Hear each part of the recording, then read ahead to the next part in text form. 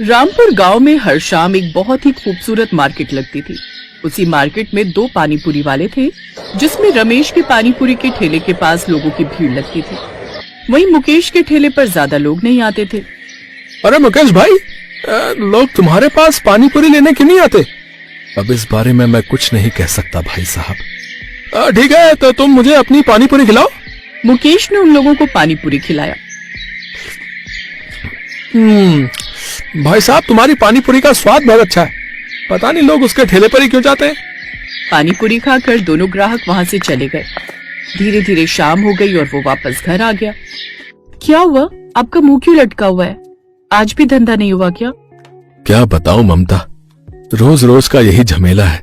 मैं इतनी मेहनत से कितनी स्वादिष्ट पानीपुरी बनाता हूँ, लेकिन लोग सिर्फ रमेश के ठेले के पास ही जाते हैं। चलो खाना लगा दो, खा पी कर सो जाते हैं। कल फिर से जिंदगी का सफर शुरू करेंगे। सारा राशन खत्म हो गया और पैसे भी नहीं है घर पर, सिर्फ रोटी और प्याज है। कोई बात नहीं ममता, हमारे लिए प्याज रोटी ही बहुत है। ऐसे ही दिन बीत रहे थे। एक रात उसकी बेटी बहुत बीमार पड़ गई। देखो ना, हमारी गुड़िया बहुत बीमार हो गई है, जल्दी से वैद्य जी को बुला कर लाइए। ठीक है ममता, तब तक तुम गुड़िया का ख्याल रखना। मुकेश थोड़ी देर बाद वैद्य जी को बुला कर लाया। वैद्य जी ने उसकी बेटी को देखा और कहा, तुम्हारी बेटी को तो बुखार ने अंदर से जकड़ लिया है। इसे ठीक होने में तो ज्यादा वक्त नहीं लगेगा, लेकिन फिर भी बहुत मुश्किल है। ये सुनकर ममता और मुकेश परेशान हो गए। वैद्य जी, ऐसा मत बोलिए। हम गरीबों की जिंदगी में अभी तक परेशानियां कम थी, जो एक और परेशानी दे दी भगवान ने हमें। किसी भी कीमत पर इसे ठीक कर दीजिए। तुम्हारी बेटी को ठीक करने के लिए एक खास जड़ी बूटी की जरूरत पड़ेगी। वो जड़ी बूटी यहाँ से 10 किलोमीटर दूर एक घने जंगल में मिलेगी। क्या तुम ला सकते हो? वैद्य जी, मैं कैसे भी करके वो जड़ी बूटी ले आऊंगा। आप मुझे बताइए, वो जड़ी बूटी दिखती कैसी है? मुकेश, वो जंगल बहुत खतरनाक है। उस जंगल में बहुत भयानक भयानक जंगली जानवर रहते हैं। खतरनाक भेड़िए उस जंगल पर राज करते हैं। उन भेड़ियों से बच के तुम्हें वो जड़ी बूटी लानी होगी। उस जंगल के बीचों बीच बहुत सारे सफेद फूल लगे होंगे। उन्हीं फूलों के बीच हरे रंग की पत्तियां दिखाई देंगी। वो पत्तियां ही तुम्हें लेकर आनी है। ठीक है। मुकेश पैदल ही उस जंगल के लिए निकल पड़ा और 1 घंटे में ही जंगल में पहुंच गया। जंगल के अंदर पहुंचते ही उसे बहुत सारे चील, कौवे और गिद्धों ने परेशान किया, लेकिन उनसे बचते हुए किसी तरह वो जंगल के अंदर घुस गया। ये जंगल तो सच में बहुत खतरनाक है। अब मुझे किसी भी कीमत पर जल्द से जल्द जंगल के बीचों बीच उस जड़ी बूटी के पास पहुंचना होगा। मुकेश थोड़ा और अंदर गया, तभी उसे जंगली कुत्तों ने चारों तरफ से घेर लिया और उस पर अटैक किया। मुकेश किसी तरह वहां से भागा और एक पेड़ के ऊपर चढ़ गया। कुत्ते नीचे से भौंक रहे थे, तभी मुकेश ने पेड़ से एक बहुत मोटी डाल तोड़ी और फेंक कर उन कुत्तों के ऊपर मारी, जिससे वो सभी कुत्ते वहां से भाग गए। मुकेश अब फिर से नीचे उतरा और जंगल के अंदर जाने लगा। हे ऊपर वाले, मुझे एक बार बस वो जड़ी बूटी मिल जाए। मुकेश थोड़ा और अंदर गया तो उसने देखा कि एक बरगद के पेड़ के नीचे एक संत महात्मा गहरे ध्यान में बैठे थे और एक भेड़िया उन्हें खाने के लिए उनके बिल्कुल नजदीक पहुंच गया था। ये भेड़िया तो बाबा को खाने वाला है। मुझे बाबा को बचाना होगा।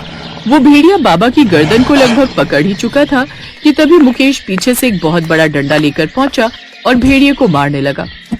भेड़िए ने मुकेश पर अटैक कर दिया, लेकिन मुकेश किसी तरह उससे लड़ता रहा और अंत में उसने भेड़िए को भगा ही दिया। ये सब कुछ उन संत महात्मा ने देख लिया। उन्होंने कहा, बेटा, मैं तुम्हारा कर्जदार हो गया हूँ। तुमने मेरी जान बचाई है। बाबा, आप इतने भयानक जंगल में तपस्या क्यों कर रहे हैं? पुत्र, हम सन्यासियों के लिए जंगल ही बेहतर होता है। शहर के बीचों बीच अगर मैं बैठ जाऊंगा तो लोग मुझे वहां से भगाने लगेंगे, लेकिन तुमने मेरे प्राण बचाए हैं। बोलो, तुम्हें क्या चाहिए? बाबा, मेरी बेटी बहुत बीमार है। वैद्य जी ने एक जड़ी बूटी मंगाई है जो इस जंगल के बीचों बीच ही मिलेगी।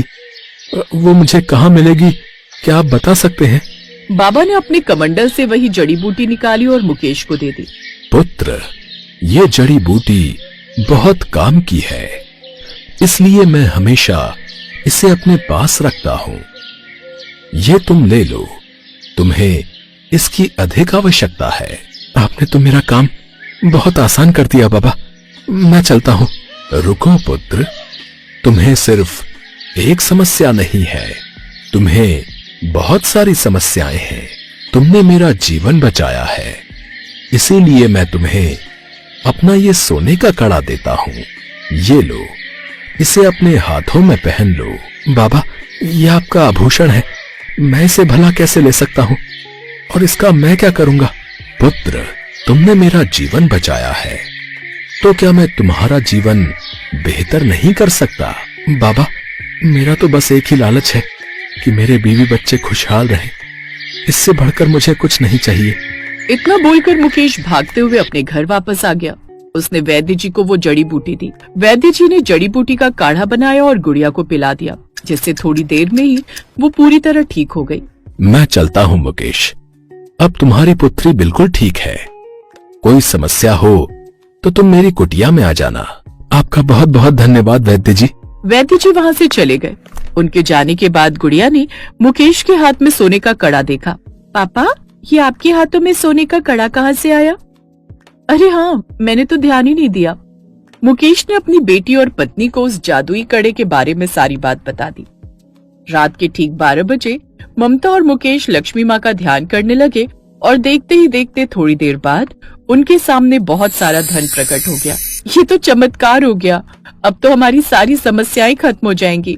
तुम सही कह रही हो, अब मैं पानी पूरी का ठेला लगाना बंद कर दूंगा और इसी गांव में एक बहुत बड़ा ढाबा खोल लूंगा, जिससे मैं बहुत कम दाम में लोगों को खाना खिलाया करूंगा। कुछ ही दिनों में मुकेश ने अपना एक बहुत ही खूबसूरत घर बना लिया और घर के बगल में ही जमीन खरीदकर एक बहुत शानदार ढाबा बना लिया। वहीं दूसरी तरफ रमेश ठेले वाला कुछ हैरान था।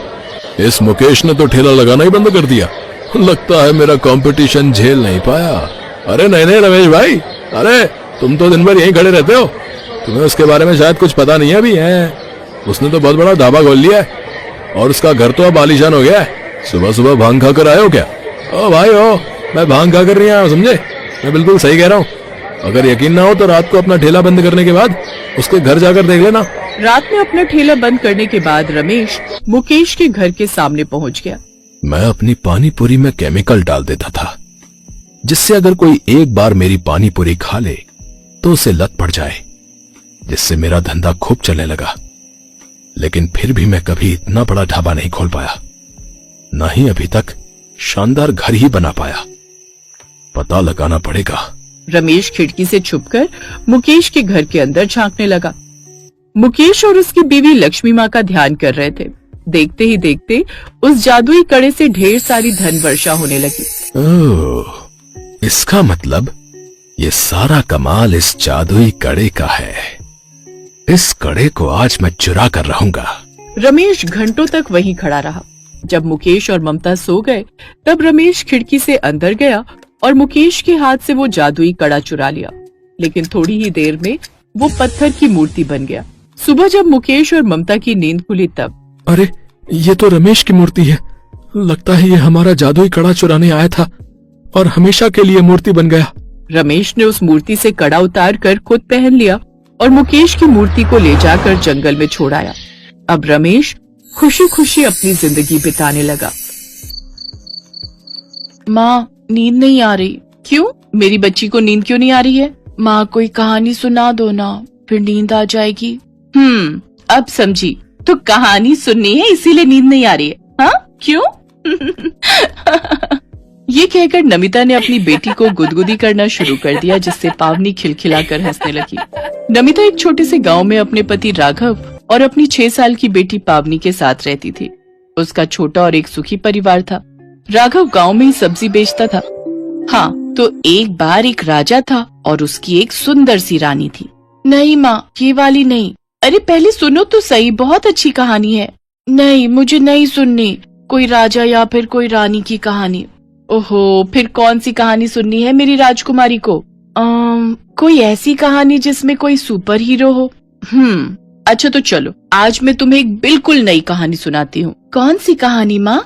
एक वानर कुमार की कहानी, जो सूरज को फल समझकर उसे खाने के लिए उड़ गया था। हैं? जल्दी सुनाओ ना माँ, प्लीज। हाँ हाँ, सुनाती हूँ। तो एक बार की बात है, नमिता पावनी को हनुमान जी के बचपन की कहानी सुनाने लगी। पावनी को ऐसी कहानियां ही पसंद आती थी। फिर कहानी पूरी होते ही पावनी सो गई। उसके सोने के बाद राघव ने नमिता से कहा, सो गई? हाँ सो गई। जब तक इसे कोई कहानी ना सुना दूं तब तक सोती ही नहीं है। तुम्हें डाली है ऐसे ये आदत? अच्छा जी, तो क्या करूं? आप ही कभी सुना दिया करो एक दो कहानियां। ना बाबा, मुझसे नहीं हो पाएगा। कहाँ से लाऊंगा रोज नई कहानी? अरे कुछ नहीं, कुछ भी बनाकर सुना दो। बस कहानी का कोई एक किरदार बहुत ताकतवर होना चाहिए और वो कमजोरों की मदद करे और आखिरी में वो जीत जाए। बस इतने से ही खुश हो जाती है अपनी पावनी।